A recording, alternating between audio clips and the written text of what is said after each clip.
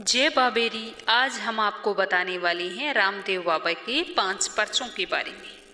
तो मेरी वीडियो को अंत तक ध्यान से सुनना और प्लीज सब्सक्राइब जरूर करना। पीरों के पीर रामा पीर, बाबाओं के बाबा रामदेव बाबा को सभी भक्त बाबरी के नाम से भी बुलाते हैं। जहां भारत ने परमाणु विस्फोट किया था वे वहां के शासक थे। हिंदू उन्हें रामदेव जी और मुस्लिम उन्हें रामासा पीर के नाम से जानते हैं।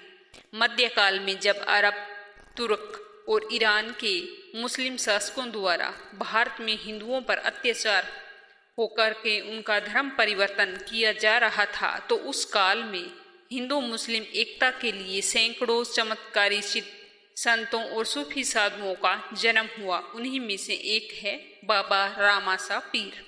बाबा रामदेव को द्वारकाधीश का अवतार माना जाता है। इन्हें पीरों का पीर, रामासा पीर भी कहा जाता है। सबसे ज्यादा चमत्कारिक और सिद्ध पुरुषों में इनकी गणना की जाती है। हिंदू मुस्लिम एकता के प्रतीक बाबा रामदेव की समाधि स्थल रुणीचा में इसका मेला भरता है, जहां भारत और पाकिस्तान से लोग लाखों की तादाद में वहां पर आते हैं। कुछ विद्वान मानते हैं कि विक्रम संवत 1409 को उड़ीका से बाड़मेर में बाबा का जन्म हुआ था और विक्रम संवत 1442 में उन्होंने रुणीचा में जीवित समाधि ली थी। पिता का नाम अजमल जी, माता का नाम मीणादे और पत्नी का नाम नेतलदे और गुरु का नाम बालीनाथ और घोड़े का नाम लालीरा अवतार। तो चलिए पहले सुनते हैं बाबा रामदेव की जन्म कथा। एक बार औरंगपाल तीर्थ यात्रा को निकलते समय पृथ्वीराज चौहान को राजकाल सौंप गए। तीर्थ यात्रा से लौटने के बाद पृथ्वीराज चौहान ने उन्हें राज्य पुनः सौंपने से इनकार कर दिया और औरंगपाल और उनके समर्थक बहुत दुखी होकर जैसलमेर की शिव तहसील में बस गए।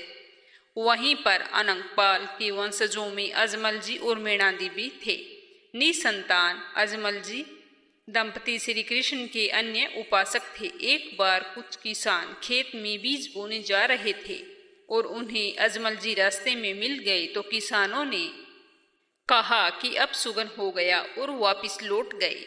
निसंतान होने का ताना दिया तो दुखी अजमल जी ने भगवान श्री कृष्ण के दरबार में अपनी व्यथा प्रस्तुत की। भगवान श्री कृष्ण ने इस पर उन्हें आश्वासन दिया कि वे स्वयं उनके घर पर अवतार लेंगे। बाबा रामदेव के रूप में जन्मे श्री कृष्ण पालने में खेलते खेलते अवतार हुए थे और अपने चमत्कारों से लोगों की आस्था का केंद्र बनते गए। बाबा रामदेव ने छुआछूत के खिलाफ कार्य करके दलित हिंदुओं का पक्ष ही नहीं लिया, बल्कि हिंदू और मुस्लिम के बीच एकता और भाईचारे को बढ़ाकर शांति से रहने की शिक्षा भी दी थी। बाबा रामदेव पोखरण के शासक थे, लेकिन उन्होंने राजा बनकर नहीं बल्कि जनसेवक बनकर गरीब, दलितों और असाध्य रोगग्रस्त रोगियों व जरूरतमंदों की सेवा भी की थी। इस बीच उन्होंने विदेशी आतंककारियों से भी लोहा लिया था।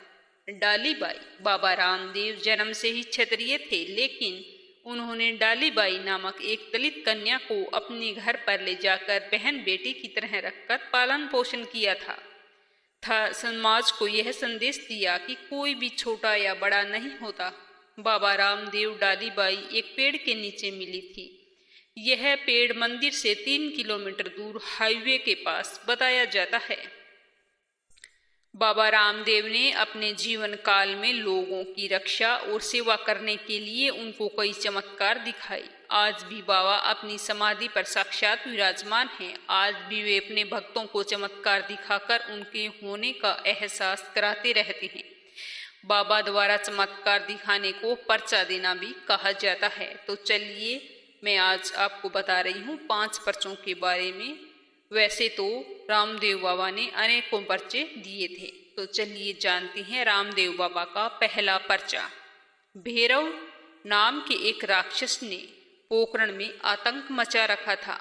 प्रसिद्ध इतिहासकार मुहंसा नैन्सी के मारवाड़ का परगना की विगत इस ग्रंथ में इसका उल्लेख हमें पढ़ने को मिलता है। भैरव राक्षस का आतंक पोखरण क्षेत्र में 36 कोस तक फैला हुआ था। यह राक्षस मानव की गंध सूंघकर उसका वध कर देता था। बाबा के गुरु बालीनाथ जी के तप से यह राक्षस डरता था, किंतु फिर भी इस क्षेत्र को वह जीव रहित कर रहा था। अंत में बाबा रामदेव जी बालीनाथ के धुएं में गूदड़ी में छुपकर बैठ गए। जब भैरव राक्षस आया तो उन्होंने गूदड़ी खींची। तब अवतारी रामदेव को देखकर वह पीठ दिखाकर भागने लगा और कैलाश टेकरी के पास गुफा में जा घुसा। वहीं पर रामदेव जी ने घोड़े पर बैठकर उसका वध किया था। इस तरह बाबा रामदेव ने राक्षस के आतंक से सभी को बचाया। तो चलिए जानते हैं दूसरा पर्चा, मक्का के पीर। कहते हैं कि चमत्कार होने से लोग गांव-गांव से रुनीचा आने लगे। यह बात रुनीचा और आसपास के गांवों में और मौलवियों को भी पता लग गई। उन्हें लगा कि इस्लाम धर्म हमारा खतरे में है, तो उनको लगा कि मुसलमान हिंदू कहीं फिर से मुसलमान ना बन जाए।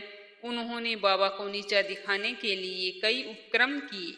जब उन पीरों और मौलवियों के प्रयास असफल हो गए, तब उन्होंने यह बात मक्का के मौलवियों और पीरों से कही। तब उन्होंने कहा कि भारत में एक ऐसा पीर पैदा हो गया है जो अंधों को ठीक कर देता है, लंगड़ों को चलना सिखा देता है, यहाँ तक कि मरे हुओं को भी जिंदा कर देता है। तो मक्का के जो मौलवी थे उन्होंने विचार किया कि चलो हम जाकर देखते हैं। उन्होंने पूज्य चमत्कारिक 5 पीर बाबा रामदेव के अलौकिक चमत्कारों के बारे में जानकर वहां उनकी शक्ति को परखने के लिए जा पहुंचे। वहां पहुंचने पर उनकी मुलाकात बाबा रामदेव से ही हो गई। 5 पीरों ने रामदेव जी से पूछा कि हे भाई, रुनीचा यहाँ से कितनी दूर है? तब बाबा रामदेव ने कहा कि यह जो गांव सामने दिखाई दे रहा है वही रुनीचा है। क्या मैं आपके रुनीचा आने का कारण पूछ सकता हूँ? तब 5 में से एक पीर बोला कि हमें यहाँ रामदेव जी से मिलना है, उनकी पीराई हमें देखनी है। जब रामदेव बाबा बोले कि मैं ही पीर हूँ, मैं ही रामदेव हूँ जो आपके सामने खड़ा हूँ, कहिए मेरे योग्य क्या सेवा है? तो 5 पीर बाबा की यह बात सुनकर कुछ देर उन्हें देखते रहे और फिर हंसने लगे कि सोचने लगे कि साधारण सा दिखने वाला यह आदमी क्या पीर हो सकता है? नहीं नहीं। रामदेव बाबा ने उनकी खूब आओ भगत की। अतिथि देवो भव की भावना से उन्हें भोजन के लिए आमंत्रित किया। बाबा के घर जब 5 पीर भोजन हेतु पहुँचे तो बढ़िया तकिए लगाए गए, पंखे लगाए गए, सेवा सत्कार के सभी सामान सजाए गए। भोजन पर बैठते ही एक पीर बोला कि अरे, हम तो अपने खाने का कटोरा मक्का में ही भूल आए। हम तो अपने ही कटोरों में खाना खाते हैं, दूसरों के कटोरों में नहीं। यह तो हमारा परण है। अब हम क्या कर सकते हैं? आप यदि मक्का से वे कटोरे मंगवा सकते हैं तो मंगवा लीजिए, वरना हम आपके यहाँ भोजन नहीं कर सकते। तब बाबा रामदेव ने उन्हें विनयपूर्वक कहा कि उनका भी परण है कि घर आए अतिथि को भोजन कराए बिना नहीं जाने देते। यदि आप अपने कटोरों में खाना चाहते हैं तो ऐसा ही होगा। इसके साथ ही बाबा ने अलौकिक चमत्कार दिखाया। जिस पीर का जो कटोरा था उसके सामने आ गया। इस चमत्कार से वे पीर सकते में आ गई। जब पीरों ने 5 कटोरे मक्का वाले देखे तो उन्हें असंभव हुआ और मन ही मन सोचने लगे कि मक्का कितना दूर है। ये कटोरे तो हम मक्का में छोड़कर आए थे और ये यहाँ पर कैसे आए? तब उन पीरों ने कहा कि आप तो पीरों के पीर हैं।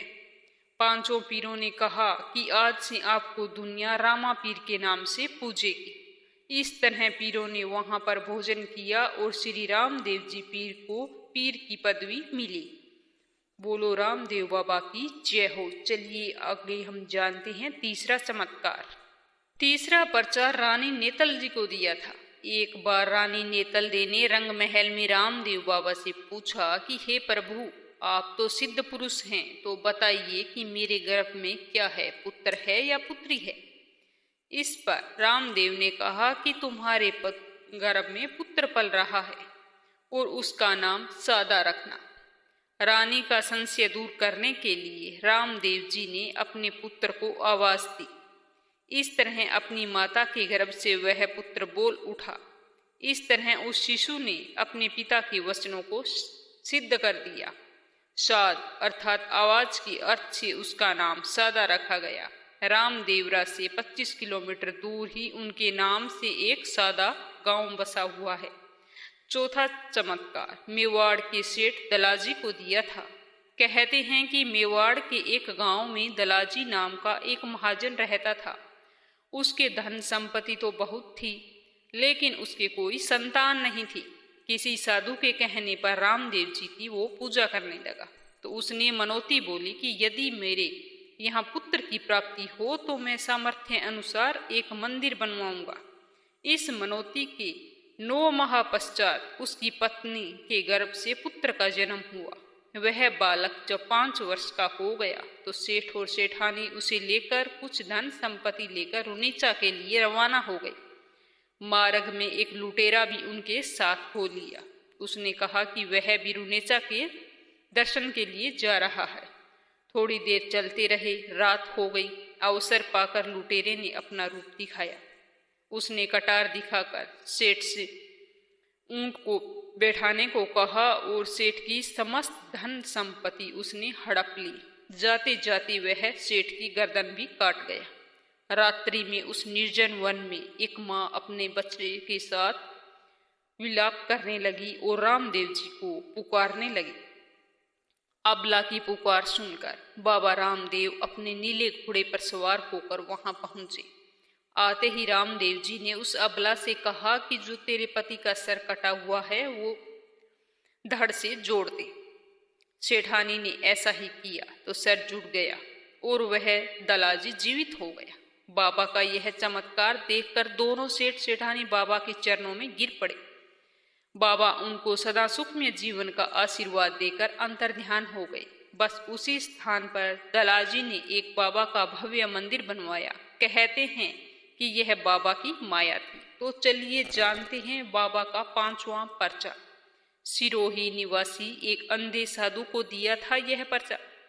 कहा जाता है कि एक अंधा साधु सिरोही से कुछ अन्य लोगों के साथ रुनीचा में बाबा के दर्शन के लिए निकला था। सभी पैदल चलकर रुनीचा जा रहे थे। रास्ते में थक जाने के कारण अंधे साधु के साथ सभी लोग एक गांव में पहुंचकर रात्रि विश्राम के लिए रुक गए। आधी रात को जागकर सभी लोग अंधे साधु को छोड़कर वहीं पर चल पड़े। जब वह अंधा साधु जागा तो वहां पर कोई नहीं मिला।